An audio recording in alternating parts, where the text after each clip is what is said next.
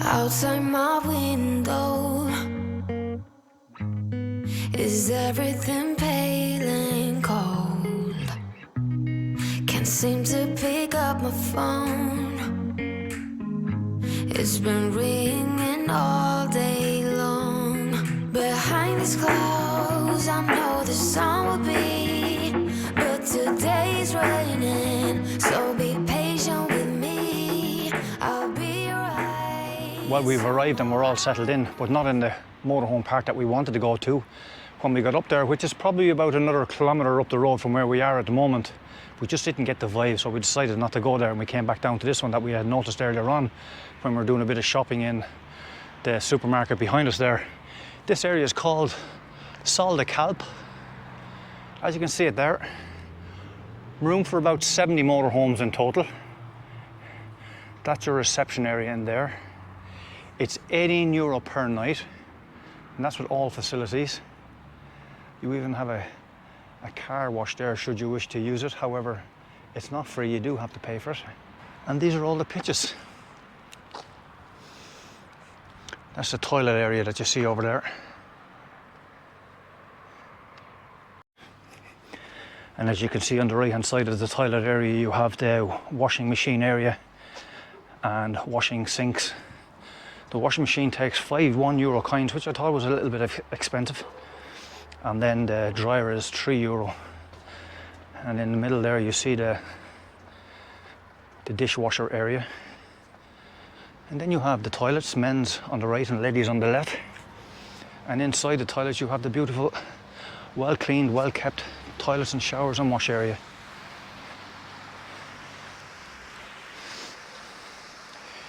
In the reception area you have a cafe that is open between 11 o'clock and 5. I didn't see too many people in there today, but at the same time there's probably only about 20 motorhomes here at the moment.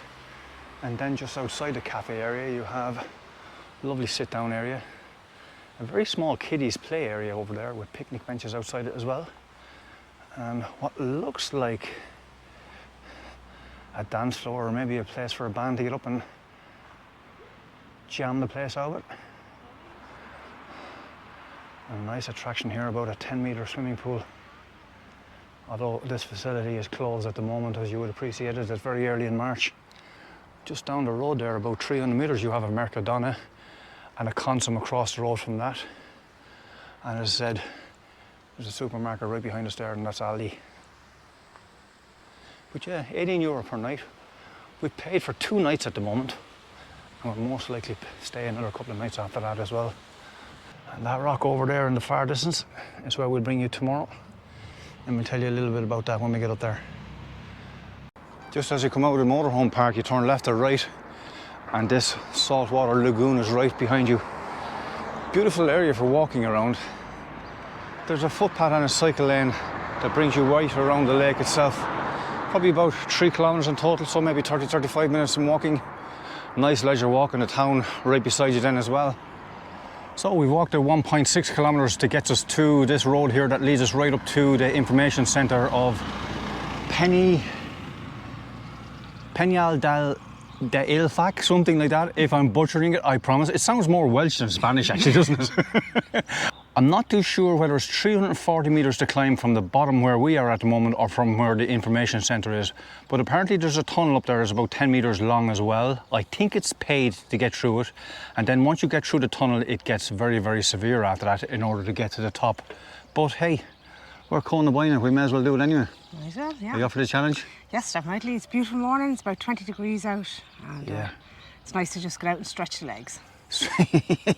You're doing some stretching of the legs after this now when we're having 2 scoopies for our troubles. Oh yes, please. Yeah, well, you have to earn them, isn't it? Let's see what's up there anyway. Well, we're only about 3 minutes into the climb yet, and we haven't even got to the information centre, which is right behind the camera. I'll show you that in a few moments' time, but you can see the views there as it stands, looking right down over Calpe. And as you can see, there's a fair few boats in the marina. Good hustle and bustle. Yeah. Looking all the way back towards Albir and Altea, and then that rock climb over there that you see is Albir Lighthouse, where there's one of our videos as well. And then in between, you kind of seen the ground going down like that. The other side of that, that's where Benidorm is. So that's how close we are to Benidorm here at the moment. But anyway, that's not making our climbing easier, because we have to head to an information centre behind us. Try find out if we have to pay a few bob to go up this mountain. And then try get the task done. So this is a natural park, so it is protected. No dogs allowed, and as much as you can imagine how good it would be to fly the drone up here with 80 different species of birds, there is no hope in hell of being allowed to do that. So after half an hour at reservation there, we found out during it that you have to reserve your place online before you actually take on the walk itself, because being a natural park, there are only 300 people allowed to be on the park at any one time. Now, you can walk up here and just take your chances, but however, if the police do come along and find you haven't registered, well, then you can be fined. There is a website there in order to register. However, it doesn't allow you to register in English. You have to go in on Spanish and enter the details that way. The gentleman helped me for myself there, and then through grit and determination with my memory, I end up doing it for a buying. But you do need your passport or an NIE or some sort of valid ID in order to register that online as well to take on this walk. Somewhere the sky is blue. I'm too tired to sleep, too tired to do anything else than doing nothing. I'm too tired to rest, too tired, I'm blue.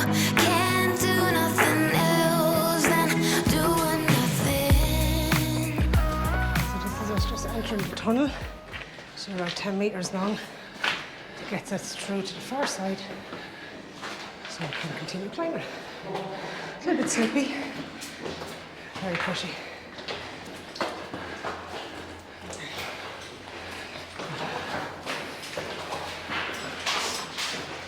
It's very slippy due to the rainwaters that they've had over the last week or so. And that's that, just out through the tunnel and out onto the far side. You come out through the tunnel onto the east side of the hill and you're greeted with these views again. Absolutely fantastic. However, I must stress at this stage that you're also onto the hiking part of it, and you really shouldn't come along here if your hiking abilities or skills aren't up to scratch. And as you can see by what we mean by coming onto the hiking part of it, you can see how narrow this track is. It does have a safety chain there as well for people to hold on to as they're going along. And believe me, in places you do need it. There's a fair old drop down there. So with safety in mind, we're going to put away the GoPro for the moment, and we'll see you up at the top or at another location when the climbing gets a little bit more easy, that we can hold the GoPro in one hand and the rope in the other. So we're taking out the camera once again just because we're kind of in a safe spot at this stage. We have about 300 meters of walking left to go to the top, and it's right up there as you can see. And for the last 250, 300 meters, it's been a total scramble. See people walking along there using the handrails and the chains in order to hold themselves up against the wall, because as you can appreciate, look at that drop down there, guys. It's a long way to fall.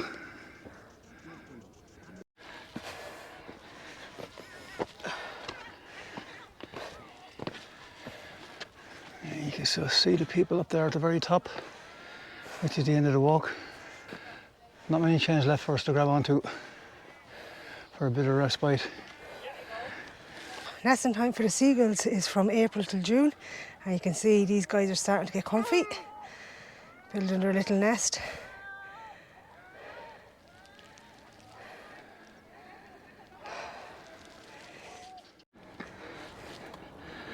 And we've made it, guys.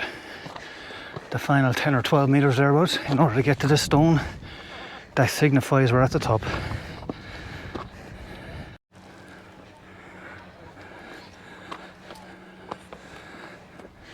And as customary as always, when you get to the top of these jugs, you touch the pillar.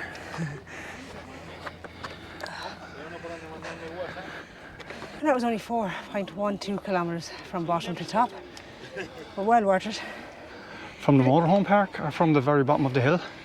From the motorhome Okay. that we're staying in, which is just the other side of that lagoon over there. Yeah, there's the lake down there and the motorhome park is over there. Yeah. Slightly right. And yeah, we're up 332 metres at this stage, I believe. No doubt this guy is looking for a bit of food. Which I'm afraid to take out now at this stage. He'll eat the grapes and your orange. Definitely very good, but you'd want maybe walking boots or something with a bit of grip. If it was wet, I couldn't imagine this being opened. No. And those walking poles I wouldn't recommend because They'd only get in your way, I wouldn't think they? so. You need your hands kind of to Yeah. grab stuff, which are probably covered in bird poop. Yeah, too much of a scramble there after the tunnel. Yeah. And no. Enjoyable though. I was enjoying doing it. It wasn't too difficult physically, No. as in heart and lungs and on your quads or anything. There was a nice zigzag to get up here. But it's just the path was so Yeah. tight. Concentrate on it. I think Yeah. going down is going to be harder. Yeah. Harder on the body. It's you a know. two-way path as well. Like, you know what I mean? So yeah, people coming against you and you going against them as well. And there are very few places to step in out of the way. And when you do, you're kind of hoping that the people kind of hurry on a little bit in order to get you through, because if you were to wait for everybody, you'd never get up on top of the mountain at that stage. Back on our trusty bikes again. Going to head down this time towards the Old Town area, which we think is the Old Town area. Down towards the Roman baths, and we'll see what they're all about.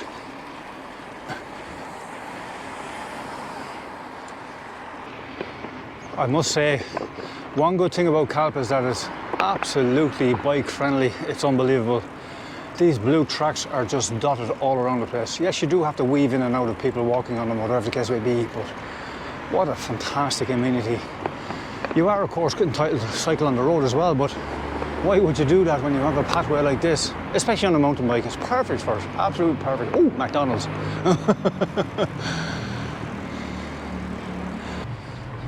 I still don't know which is the old town and which is the new town, but we're after coming into the second part of the town that we haven't been to yet. I'm just taking a turn down here now towards the beach and just see what this has to offer down this way. I know we have overshot the Roman baths, but we will be definitely going there. I don't think they're as spectacular as what you would believe them to be, or want them to be for that matter, but having said that, we're still going to go up there. We're probably about 1 kilometre away from the baths, up to the left hand side at this stage.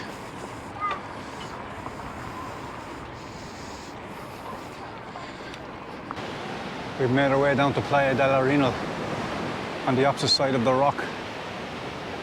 And a fabulous looking beach. It pretty much goes all the way back towards the Roman baths, and you can see the rock there on the right hand side as well. Standing tall for 15 million years. Time to look for an old Calpe con leche at this stage.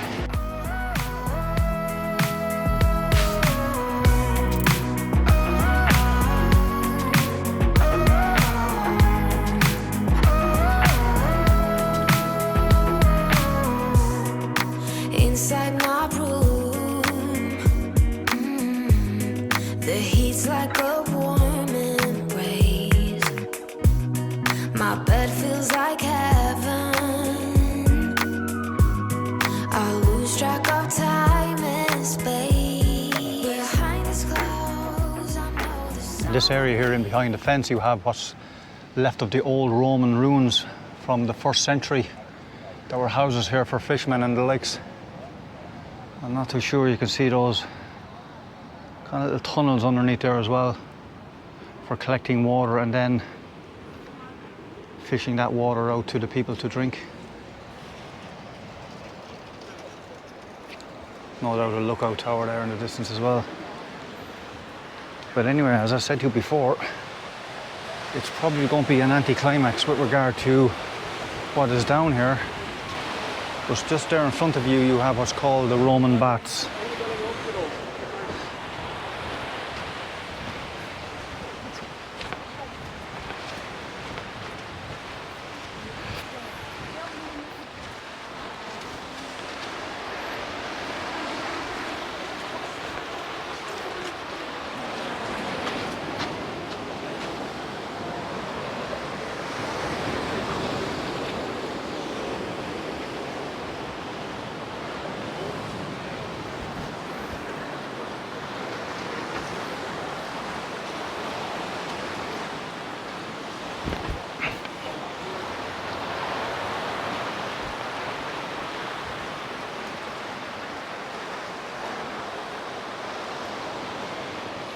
And you're led to believe that the myth at some stage, and it is just a myth, that the Queen used to come from her chamber underneath one of those rocks there, out through a gap that may have been there at some stage, and would have bathed in this area here. Now, looking at the rocks underneath that, you can see why it's most likely just a myth. However, probably a more accurate story will tell you that it was a fish farm back around the 1st century in the Roman times. Now, the little holes dug in rocks there to allow the fish to come in through it, and then they would plug those holes in order to keep the fish within the farm itself in order to be able to feed the nearby Roman people. But still to this day, people will come down here, they will get in there and they'll sit down and they'll have their Roman bath. It's not warm or anything, it's just water coming in off the Mediterranean, as you can see there. And I believe on a few of the reviews as well, it can be quite uncomfortable sitting in there, as you would imagine, with the amount of rocks that's in there as well. But hey, we're Irish. Who are we to slag people off about myths and legends, eh?